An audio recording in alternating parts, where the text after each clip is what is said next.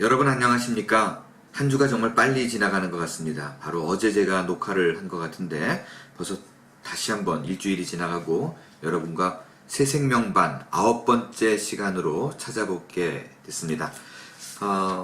새생명반 우리가 지금 3가를 진행하고 있습니다. 3가가 굉장히 중요한 과인데 그 죄인의 실존에서 세 번째 문제부터 풀어가도록 하겠습니다. 세 번째, 히브리서 9장 27절에 의하면 죽음 이후 인간을 기다리고 있는 사건은 무엇입니까? 히브리서 9장 27절, 우리가 죽은 후에 어떤 일이 벌어지는가? 함께 읽습니다. 시작. 한 번 죽는 것은 사람에게 정해진 것이요 그 후에는 뭐가? 심판이 있으리라. 여러분, 그 죽음은 모두가 피해갈 수 없는 사실입니다. 제가 예언의 은사가 있지는 않지만 한 가지는 분명히 반드시 이루어질 거 예언할 수가 있습니다. 그게 뭐죠? 그것은 저와 여러분은 반드시 죽음의 날이 있다라는 것입니다. 나이와 상관없이 지금 현재 건강에 상관없이 내가 누리고 있는 권세와 재물에 상관없이 그날은 곧 온다라는 것입니다. 그날 후에 성경은 뭐라고 얘기하고 있는가? 어떤 일이 벌어질 것을 말하고 있는가? 심판이 있다라는 것입니다. 심판의 결과 4번 보겠어요? 요한계시록 21장 8절에 의하면 죄인에 대한 심판의 결과는 무엇입니까? 요한계시록 21장 8절 함께 읽을게요. 그러나 두려워하는 자들과 믿지 아니하는 자들과 흉악한 자들과 살인자들과 음행하는 자들과 점술가들과 우상 숭배자들과 거짓말하는 모든 자들은 불과 유황으로 타는 못에 던져지니 이것이 둘째 사망이니라. 지난번에 말씀드렸던 우리 육신의 죽음 말고 영혼이 불구덩이에 들어가게 되는 영원한 사망, 두 번째 사망이 기다리고 있다라는 것입니다. 둘째 사망이 기다리고 있다라는 것이에요. 정리합니다. 결국 죄인인 인간의 근본 문제들은 죄와 죽음, 피할 수 없는 심판, 심판의 궁극적 결과인 영원한 사망, 곧 지옥인 것입니다. 라고 얘기를 하고 있습니다. 우리에겐 지옥이 기다리고 있다. 라는 거예요. 그러니까, 천국과 지옥이 기다리고 있는데 믿지 않는 자에게는 지옥이 기다리고 있다. 라는 것이에요. 자, 죄인의 구원 추구들 두 번째예요. 문제제기. 인간은 위와 같은 운명을 감수하기 원치 않습니다. 그래서 자신의 불완전한 노력으로 구원을 추구합니다. 그것은 마치 도달 불가능한 다리를 놓으려는 노력 같습니다. 이 다리들의 정체는 무엇일까요? 이 말은 무슨 말이냐면 하나님과 인간이 교제 중에 있었는데 그 교제가 끊어지는 일이 벌어졌어요. 이 둘 사이가 엄청 멀게 벌어지는 일이 벌어졌습니다. 왜 그랬는가? 그것은 인간이 지은 죄 때문이라는 거예요. 그래서 이 벌어진 공간, 끊어진 공간, 이 교제의 다리를 채우기 위해서 인간이 여러 가지로 노력을 한다는 거예요. 하나님께 가기 위한, 쉽게 얘기해서 지옥에 가지 않고 천국에 이르기 위한, 하나님의 백성, 하나님의 자녀가 되기 위한 여러 가지 인간들의 노력들이 있습니다. 그 첫 번째가 뭔가? 그게 이제 이 다리들의 정체가 무엇인가라는 말의 질문은, 이 다리는 하나님과 인간 사이를, 이 끊어진 다리를 연결하고자 하는 인간의 노력은 무엇인가라는 거예요. 1번, 고린도전서 1장 21절에 의하면 인간이 무엇으로 하나님을 알 수 없다고 했는지요. 고린도전서 1장 21절 시작. 하나님의 지혜에 있어서는 이 세상이 자기 지혜로 하나님을 알지 못하므로 하나님께서 전도에 미련한 것으로 믿는 자들을 구원하시기를 기뻐하셨도다 라고 되어 있어요. 이게 무슨 말이냐면 하나님과 인간 사이에 끊어진 다리를 연결할 적에 사람들이 어떻게 생각하냐면 사람이 죄를 짓는 이유는 지식이 모자라서다, 지혜가 모자라서다. 하나님을 가까이 가려면 인간이 지식이 높아지고 아는 것이 많아질수록, 또 내가 깨우칠수록, 인간의 지혜가 놀랍게 변할수록, 상승할수록 우리는 이 다리를 놓을 수 있을 것이다. 하나님께로 갈 수 있을 것이라고 생각했어요. 이 시도가 어떤 그 운동이었냐면 문해부흥이라고 말하는 르네상스를 들 수가 있습니다. 르네상스가 그때 이제 많은 모든 문화와 예술과 지식과 이런 부분에서 막 사람들의 지식이 쌓여가기 시작했잖아요. 근데 잘 보세요. 사람의 지식이 지혜가 늘어날수록 죄를 안 짓게 됐나요? 아닙니다. 아이러니하게도 사람이 지식이 늘어나면 죄를 안 질 거라고 생각했는데 죄가 더욱더 악랄해졌어요. 죄가 더욱더 교활해졌다라는 거예요. 쉽게 아주 예를 들게요. 그 스피드건 있잖아요. 쏘면은 차가 지나갈 적에 이 스피드가 높은가 안 높은가를 알기 위해서 그 총을 쏘가지고, 그죠? 스피드건을 쳐서 스피드를 체크업합니다. 그런데 스피드건이라는 사람의 스피드를 내고자 하는 교통 질서를 잡기 위해서 개발된, 죄를 짓지 않기 위해서 개발된 이 건이 등장하면 그걸로 사람들이 죄를 안 짓느냐? 그렇지 않아요. 그 미국에도 있어요. 한국에는 물론 있고, 이 스피드건을 쏘는 거를, 그 레이저를 잡아내는 그 디텍트하는 머신들이 있습니다. 그래서 뭐 1km, 2km 거리에서 누군가가 스피드건을 계속 쏘고 있으면 1km 전에 그걸 알아내요. 그래서 이 사인을 주죠. 삑삑삑삑. 그래서 지금 경찰이 저쪽에 있으니까 당신은 스피드를 줄이라 그래서 줄이고 지나갑니다. 사람의 지식과 지혜가 늘어나면 죄는 더 그 죄를 못 짓게 하는 기능을 이겨내려고 더 교활해져요. 시간이 갈수록 죄는 더 항상 악랄해졌습니다. 그렇지 않다라는 거예요. 지식으로 지혜로 결코 하나님을 알 수 없어요. 여러분, 내가 여러분에게 질문을 드릴게요.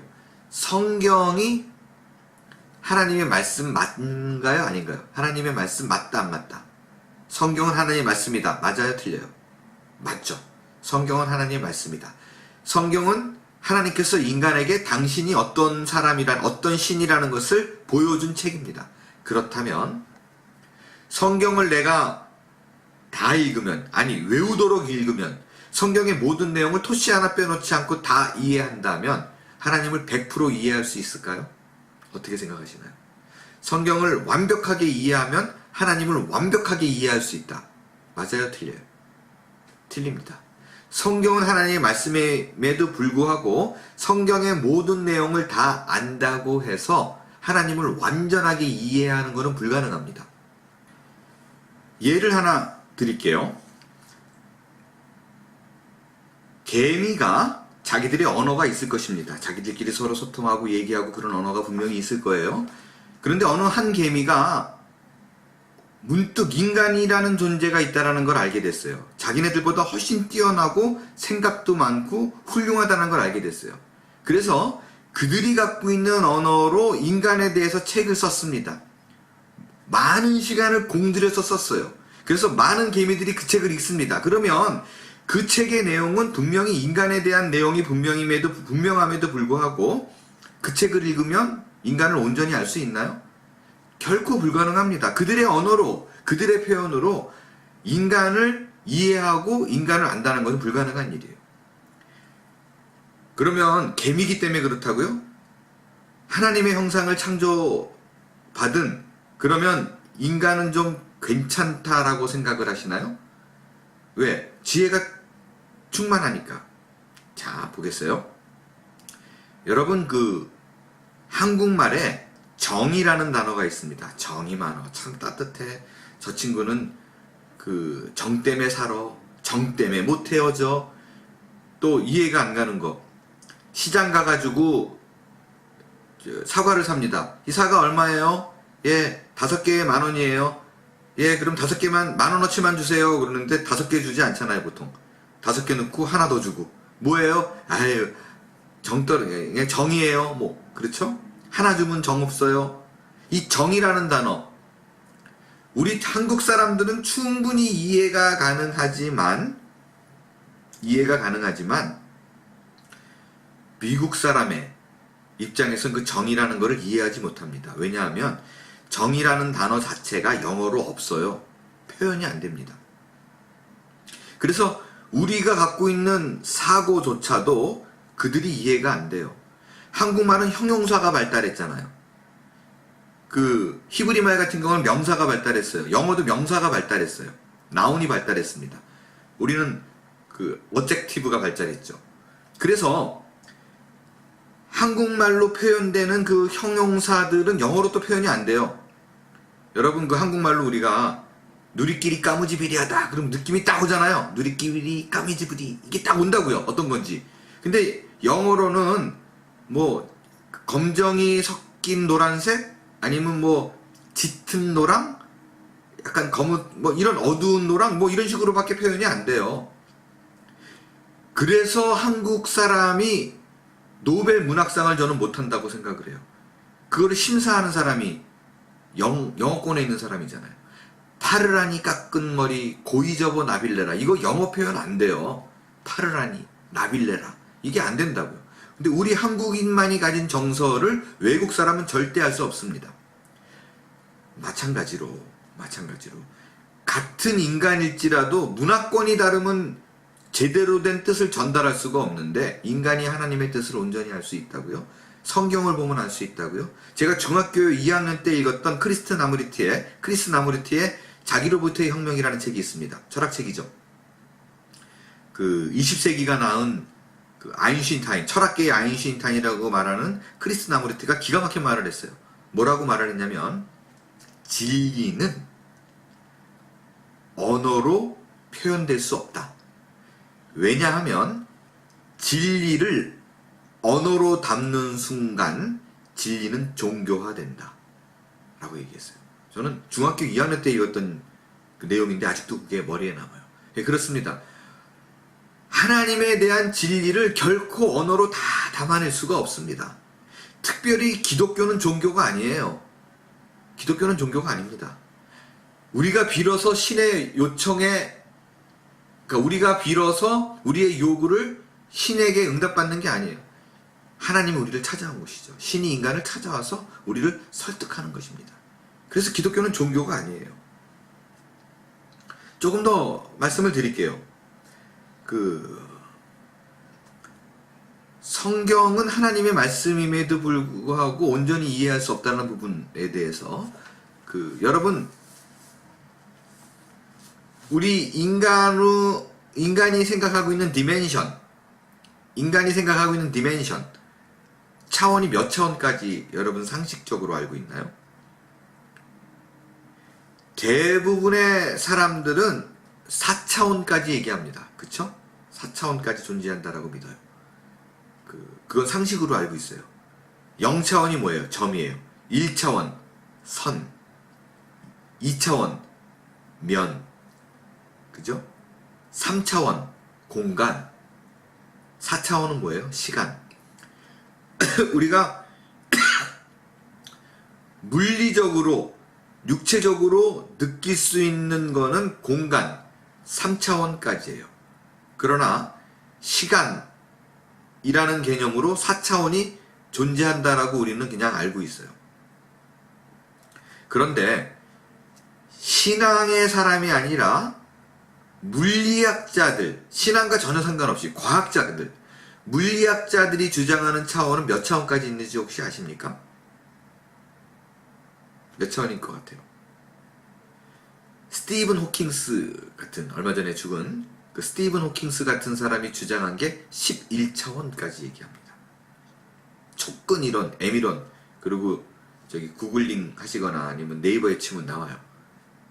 제가 스티븐 호킹스가 말한 촉근 이론, M이론이라고 말하는 11차원이 어떤 건가 아주 쉽게 표현된 말이 있길래 여러분에게 읽어 드리겠습니다.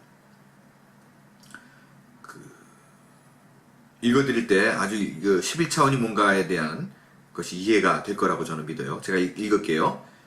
11차원 끈이론을 요약해서 말하면 페르미 스케일까지는 물질의 궁극 단위는 점으로 볼 수 있으며 그 이하의 플랭크 스케일에서는 끈이 된다. 하지만 끈들 사이의 상호작용이 강해지면 플랑크 상수는 여분의 1차원으로 변환하여 모든 끈들은 11차원에 사는 두께가 없는 막이 된다. 이 막들이 바로 M1원의 미소기본 단위이다. 쉽죠? 네, 쉽죠. 네, 이게 같은 인간의 또 국어로, 영어로 쓴 것도 아니라 국어로 쓰여졌음에도 불구하고 우리가 이해할 수 없습니다. 인간이 말한, 인간이 발견한, 인간이 깨달은 그 지식의 수준도 언어로 담아놨다고 다 이해가 되는 것이 아닐진데, 그죠? 하물며 하나님께서 하는 거를 인간이 이해할 수 있다. 말이 안 되는 거예요. 말이 안 되는 거예요. 그래서 성경을 보면 앞뒤가 하나도 안 맞는 것 같고 도대체 모순 덩어리가 인 것처럼 이 성경책이 느껴지는 이유는, 여러분 그것도 성경이 이게 뭐 20년 전에 쓰여진 게 아니잖아요. 수천 년 전에 쓰여진 그 언어로 지금처럼 언어가 다양화되지도 깊지도 않을 때에 쓰여진 언어예요. 그렇기 때문에 하나님이 후회했다. 신인 동영법이라 그러죠. 신과 인간을 같이 취급하는 그런 게 나오는 거예요. 그렇게밖에 표현될 수 없는 시대의 언어. 그거를 그대로 썼기 때문에 우리가 모순처럼 느껴지고 이해가 안 되고 그런 것입니다. 그래서 성경이 앞뒤가 안 맞는 것 같다, 이해가 안 된다, 그래서 그것이 저는 믿을 만하다는 거예요. 완전히 앞뒤가 틀에 박힌지 딱 맞는다, 그러면 그건 뭔가 의심스러운 거예요. 이단들이 그래서 모든 교리가 완벽하게 맞는 것처럼 느껴지는 거예요. 인간의 언어로 하나님을 표현한다, 이해가 안 되는 게 맞습니다. 그래서 성경이 믿을 만한 거예요. 어떻게 예수님만 믿는 것이 구원이 있습니까? 이순신 장군은 어떻게 되나요? 어떻게 되나요? 그죠? 그거는 복음도 듣기 전이고 이 땅에, 대한민국 땅에 복음이 오기 전인데 어떻게 되나요? 모릅니다. 몰라요. 근데 그냥 우리가 단순하게 알 수 있는 거는 예수를 믿어야만 구원 얻는다, 예수가 없으면 구원 없다. 그냥 단순히 그 사실 하나만 믿으면 이걸 나에게 적용시켜서 그분밖에 구원이 없으니까 나는 예수님 당신이 필요합니다로 적용하자고요. 그 외에 하나님께서 그것을 어떻게 처리할 것인가 인간의 언어로 담아낼 수가 없기 때문에 성경에 없는 것이라고 저는 믿습니다. 분명히 저는 천국 가면 우리가 우리의 언어로 이해하는 것과는 많이 다를 거라고 저는 그렇게 생각을 해요. 분명히 달라요. 그래서 사도 바울이 그 3층천 천국에 올라갔는데 말할까 말까 그러다가 말았어요. 말하면 그 인간의 언어로 생각이 국한되기 때문에 안 했다라는 것입니다.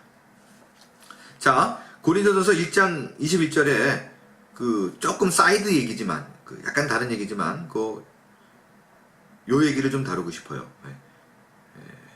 거기 분명히 뭐라고 되어 있냐면 이 세상이 자기 지혜로 하나님을 알지 못함으로, 인간의 지혜로 알 수 없습니다. 하나님께서 전도에 미련한 것으로 믿는 자들을 구원하시기를 기뻐하셨느니라 라고 되어 있죠. 왜 전도가 미련한 것인가? 왜 전도가 미련한 것인가? 제가 늘 얘기 드리지만 저는 하나님께서 분명히 성경에 창세전에 예정한 자가, 이미 구원하기로 작정한 자가 있다라는 말을 믿는 사람입니다. 선택이라는 말 자체가, 예정이라는 말 자체가 유기된 백성이 있다, 택하지 않은 백성이 있다라는 것을 상징한다라고 말씀을 드렸어요. 그렇다면 만약에 온 세상에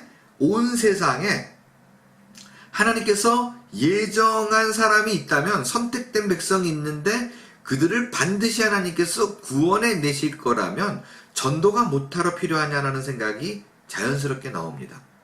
그들은 내가 전도 안 해도 분명히 예수를 믿을 텐데 굳이 내가 할 필요가 뭐 있어? 라는 생각을 하게 돼요. 맞습니다. 맞습니다. 하나님께서는 어떤 방법을 통해든지 간에 분명히 예정된 자를 믿게 하실 거예요. 돌아오게 하실 겁니다. 그런데 하나님께서 굳이 그거를 네가 전해, 네가 말할 때 믿게 할 거야 라고 말한 게 전도예요. 전도가 뭐예요? 전도는 교회를 데리고 오게 하는 게 아닙니다. 예수를 믿게 내 노력으로 만드는 게 전도가 아니에요. 전도는 도를 전하는 게, 진리를 전하는 게, 예수가 그리스도라고, 예수만이 구원이 있다는 것을 전하는 게 전도예요. 그래서 성경은 전도에 미련한 것이라고 얘기를 해요.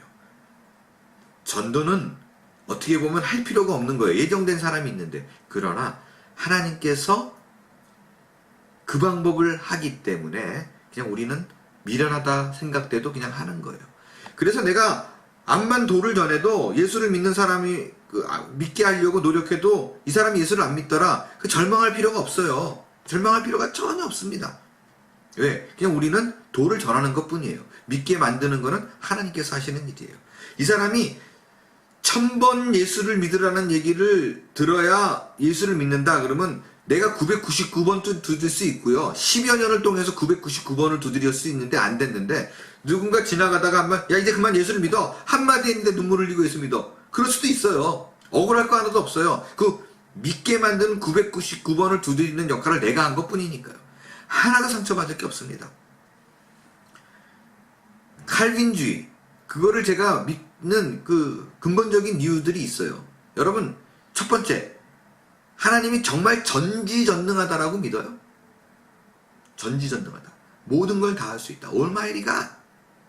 그렇다면 하나님은 모든 걸 다 할 수 있는데 인간의 마음은 어쩔 수가 없어. 네가 예수를 믿는 건 네가 해야 돼. 그렇지 않으면 구원 못 받아. 이거 말이 안 되죠. 성경에는 분명히 바로의 마음을 강팍하게 하신 것도 하나님이라고 그랬어요. 그렇죠? 그러니까 그걸 알았어요. 그리고 할 수 있어요. 마음도. 우리를 믿게 할 수 있는 능력이 있어요. 두 번째, 하나님이 아버지인 걸 믿는가? 다른 신에는 없어요. 기독교만이 하나님이 아버지라고 말하는 유일한 종교예요. 아버지라면 내가 물에 떠내려가는데 그냥 튜브 던져놓고 야 네가 잡으면 내가 구원해주고 꺼내주고 물에서 꺼내주고 안 잡으면 나도 어쩔 수 없어. 그게 아버지예요? 그런 아버지는 믿을 것도 없죠. 집어쳐야죠. 집 나가야죠. 뭘 믿고 내가 아버지를 존경하겠어요. 진짜 아버지는 어떤 게 진짜 아버지예요? 아들이 물에 떠내려가면 튜브를 던져놓고 잡아 그러는데 심지어 그 아들이 아빠 나는 살고 싶지 않았어요. 그냥 죽을래요. 그냥 떠내려갈래요. 라고 말할 때 앞뒤 안 가리고 뛰어드는 거예요. 그 물살에 뛰어들어서 그 아들의 모가지를 잡고 기절을 시켜서 건져내고 물에 빼놓은 다음에 자기는 지쳐서 죽을지라도 그 일을 하는 거. 그게 아버지예요. 그게 바로 예수님이 우리에게 하신 일이에요. 예수님은 우리를 건져내고 자기는 죽었어요. 그래서 내가 하나님을 믿을 만하다는 거예요. 그 세 번째가 예정을 믿는다라는 거예요. 말씀드렸지만 예정은 유기를 전제로 합니다. 성경에 말한 모든 사람이 예수를 알기 원한다라는 건 보통 디모데전서 2장 4절에 나와 있는데 모든 사람이 구원에 이르길 원한다. 그 디모데에게 했던 얘기는 왜 그랬냐면 당시 유대인에만 구원이 국한된 걸로 알았어요. 근데 이방인에게도 복음이 전파된다. 그들도 구원하셨다라고 표현하기 위해서 모든 사람이라는 표현을 썼다라는 것입니다. 하나님께서는 종파와 나라와 민족을 초월히 여기고 구원한다라는 것을 말하기 위해서 모든 사람이라는 표현을 썼던 것입니다. 자, 디도서 3장 5절에 의하면 3번이에요. 무엇으로 우리의 구원의 근거가 될 수 없습니까? 디도서 3장 5절 읽을게요. 우리를 구원하시되 우리가 행한 바 의로운 행위로 말미암지 아니하고 오직 그의 긍휼하심을 따라 중생의 씻음과 성령의 새롭게 하심으로 하셨나니. 아까 말씀드렸던 그 다리, 그 첫 번째는 하나님과 인간 사이에 벌어진 것을 내가 지식을 쌓아서 지혜를 쌓아서 얻으려고 하는데 안 된다는 거예요. 두 번째가 뭐냐면 착한 행동입니다. 선행이에요. 의로운 행동입니다. 여러분 기독교를 제외한 그 모든 종교는 똑같아요. 뭐예요? 네가 착한 일을 해야지 구원 얻는다라는 거예요. 그리고 우리는 뭐예요? 예수만 믿으면 구원 얻는다. 그래서 그들이 엄청 욕먹잖아요. 야 강도짓 해도 예수만 믿으면 구원받고 정말 모든 사람을 섬기고 착한 일을 하게 살았는데 그 사람 예수 안 믿는 걸로 지옥 가고 그게 말이 돼? 말도 안 돼. 논리적으로 말이 안 되잖아 라고 말을 하잖아요. 자, 여러분 제 얘기 잘 들어보세요. 근데 사실은 그게 훨씬 더 말이 안 됩니다. 오늘 제 얘기 잘 들으세요. 착한 일을 쌓아야지 그만이 구원받는다는 것이 메이크센스한 것처럼 느껴져요. 논리적인 것처럼 느껴져요. 근데 그것처럼 말이 안 되는 얘기가 사실은 없다니까요. 정말이에요. 그것처럼 말이 안 되는 얘기는 없어요. 잘 들어보세요. 먼저 그게 왜 말이 안 되느냐. 첫 번째, 착한 거냐 악한 거냐 구분 지을 수 있는 방법이 없습니다. 그 기준이 없어요. 뭘 기준으로 해서 이 사람이 착한 행동했다 나쁜 행동했다라고 얘기를 할 건데요. 어떤 걸 기준으로? 예를 들게요. 내가 누군가에게 가난한 자에게 10,000불을 줬어요. 이걸로 희망을 잊고 살아가십시오. 착한 행동이에요 아니에요? 분명히 착한 행동이에요.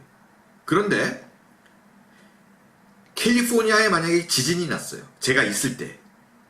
그래서 둘레에 있는 사람들뿐만 아니라 우리 교인들 모두가 어려움에 처해졌어요.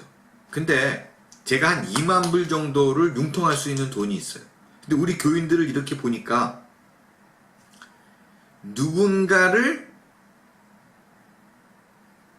이 돈을 나눠가지고 주면 오래들 못 살 것 같아. 그런 생각이 들어서 한 사람을 몰아서 줘야겠다라고 생각을 했어요. 한 사람을 몰아서 줘야겠다.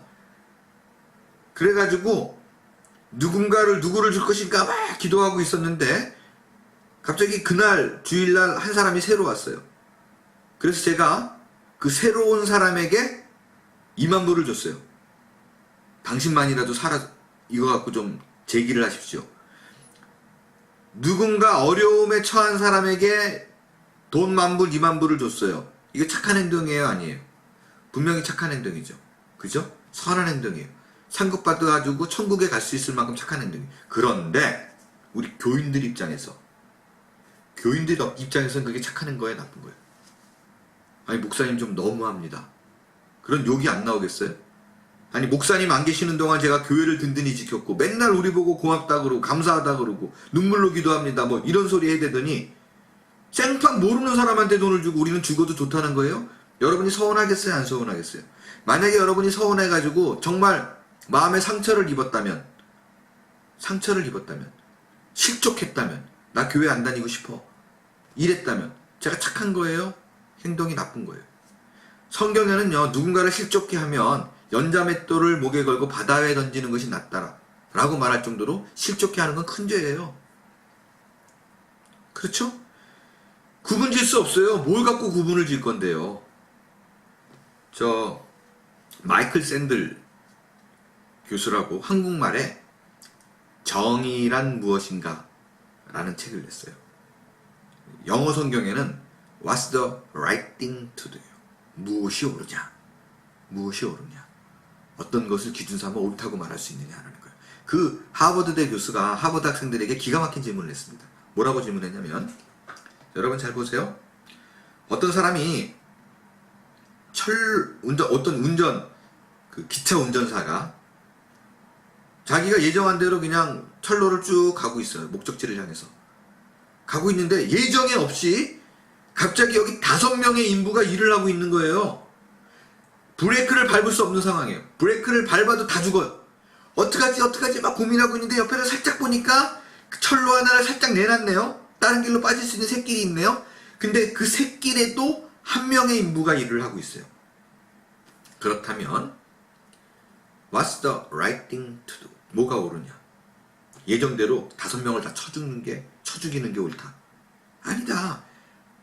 샛길이 나 있지 않느냐? 5명보다는 1명을 죽이는 게 낫다.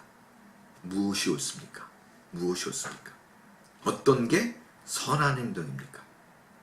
뭐 갑론을박 얘기들이 많아요. 근데 어느 누구도 누구에게 네가 옳다, 내가 옳다라고 말할 수 없는 게 결론이었어요. 5명이라도 한 사람 한 사람의 생명은 너무 귀해요. 그 5명에 깔린 가족들은 또 어떻고요? 이 1명은 딸린 가족이 10명이고 여기는 싱글들이고 그럴 경우 표현할 수가 없습니다. 이 사람만이 만약에 나머지는 다 10명인데 뭐 지체부자의 이렇다고 쳐요. What's the right thing to do? 선과 악을 기준할 수 있는 것을 구분할 수가 없습니다. 두 번째가 있어요. 어떻게 선과 악을 구분할 수 있다라고 쳐요. 구분이 됐어요. 딱 기준이 생겼어요. 무엇의 기준에서 이건 악한 거고 이것은 쳤어요. 그러면 또 하나의 문제가 있어요. 몇 번을 쌓아야 가는데요. 어느 종교도 착한 행동 받으면 구원받아, 착한 행동 하면은 천국 가라고 얘기하지, 착한 행동을 몇 개를 쌓으면 간다라고 말한 종교는 아무 데도 없어요. 근데 그것도 정해졌다고 쳐요. 10,000개라고. 그러면 9,999개 한 사람은 못 가요. 얼마나 억울해요. 1개 때문에 천국을 못 간다니까요. 그러면 이제 그 천국 앞에서 딜을 하죠. 내고를 해요. 또 막 따지고 듣는 거죠. 천사님, 내가 착한 행동 하나 했습니다. 이걸 쳐주세요. 뭔데? 내가 거지가 밥을 못 먹고 있어가지고 그들을 향해서 정말 내가 힘내라고 웃어줬어요. 힘내세요. 그리고 환한 웃음을 그에게 지어줬습니다. 그 착한 행동이잖아요. 그 천사가 그렇게 얘기해요. 그 거지가 그 모습 보고 비웃는 걸로 알아서 더 상심했어. 악한 행동 되는 거야. 악한 행동. 선과 악을 구분할 수도 없고 얼만큼 쌓아야 되는 것도 없습니다. 결국에는 행위로, 행동으로 천국 가는 건 말이 안 되는 거예요. 단순합니다. 기독교는요. 어차피 너는 안 된다는 거예요. 어차피 네 힘과 네 노력으로는 천국에 못 가. 안 돼. 그럴 때 천국 문 앞에 서서 네가 스스로 인정해. 내 노력으로 내 착한 행동으로는 갈 수가 없습니다. 예수님 나 좀 도와주세요. 당신밖에 나를 구원할 자가 없습니다. 라고 말하면 내가 너를 건져줄게. 무조건 너의 모든 과거의 행위는 보지 않고 나를 유일한 구원자로 믿었으니까 내가 너를 구해줄 거야. 내가 너를 건져줄 거야. 다른 그 어떤 것도 보지 않고 너의 외침 내가 너를 구해줄 거라는 그 믿음, 그거 하나를 보고 달려와서 내가 너를 건져준다니까 이게 훨씬 더 논리적이에요. 그래서 우리는 예수님만이 구원자다. 예수님만이 그 일을 행할 수 있다라고 말한 거예요. 세상에 있는 그 어떤 종교도 그 일을 이단 말고는 할 수 있다라고 말하는 신은 아무도 없어요. 왜 안 했겠어요? 그들이 최소 양심이 있는 거예요. 불교도요. 한국의 불교는 원래 불교 아니잖아요. 한국의 불교는 불상을 놓고 자기 소원을 비는데 그거는 원래 석가모니가 말했던 거 아니에요. 아시잖아요. 붓다는 원래 내가 득도해서 부처가 되는 거예요. 내가 도를 깨닫는 사람이 되는 거예요. 그러니까 착한 행동하고 아무 상관도 없고요. 또 부처가 불상을 만들어서 나에게 절에 소원 들어주기 이런 것도 없다고요. 샤머니즘과 한국의 토속신앙과 그냥 불교가 만난 거예요. 부처가 내가 구원해줄게 말한 적이 없다니까요. 그 어떤 종교도. 오로지 예수님만 내가 그 일을 할 수 있다라고 얘기를 했습니다. 오늘 정말 왜 그런가를 좀 쉽게 고민할 수, 디플리하게 좀 고민 좀 했으면 좋겠어요. 왜 다른 어떤 신도 그 말을 하지 않았는데 예수만 했는가? 예수만 길이요 진리요 생명이기 때문에 그래요. 그 사실을 놓치지 마십시오. 그것이 우리의 구원입니다. 하나님께서 우리에게 베푸신 선한 일이고 착한 행동이고 또 우리를 향한 복음입니다. 복음, 복된 소식, 복된 음성, 굿뉴스, 좋은 소식이에요. 내가 착한 행동을 쌓아서 구원 얻는다는 복음 아니에요. 다른 신도 다 말하는 거니까. 복음은 그것과 상관없이 너의 착한 행동과 상관없이 날 믿어. 내가 구원할게. 오늘도 여전히 여러분에게 네가 나를 그런 구원자로 믿느냐라고 질문하고 계십니다. 그 사실에 아멘 믿습니다. 당신이 나의 모든 것을 책임지시고 영원까지 천국으로 인도할 분인 것을 믿습니다라는 고백을 할 수 있는 저와 여러분이 될 수 있기를 바랍니다. 기도하겠어요. 주님 고맙습니다. 오늘 말씀을 통해서 인간의 행동으로 천국에 갈 수 없다는 사실을 알았습니다. 내가 그 어떤 착한 행동으로 가려는 노력보다 그 어떤 노력보다도 오로지 예수 그리스도를 믿고 그분만 의지하여 천국 백성이 되어 하늘나라의 권세를 이 땅에서도 누리는 모두가 되도록 축복해 주옵소서. 예수님의 이름으로 기도합니다. 아멘.